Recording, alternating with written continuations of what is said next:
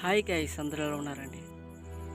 Hi guys, ఈ video పూర్తి వరకు చూడండి. మేము పరిస్థితుల్లో గుప్పిడంత ప్రాణాలు పెట్టుకొని మేమైతే కొండకి వెళ్తూ ఉంటాము. అలాంటప్పుడు మాకు చాలానే అపాయాలు ఎదురవుతూ ఉంటాయి. ఇక్కడ చూస్తున్నారు కదా, అక్కడ ఏదో మిస్ అయినట్టుగా ఉంది కదా. అవును, నిజమేనండి. అది ఒక పెద్ద రాయి ఉండేది. అక్కడున్న రాయి ఏమో కింద దొర్లుకొని ఇక్కడ వచ్చి పడిందనమాట. సమయానికి మనుషులు అయితే ఎవరు లేరు. ప్రాణాపాయం అయితే తప్పిందనుకోవాలి. ఈ రాయి చూసారు కదా, కింద ఉన్న రాయి.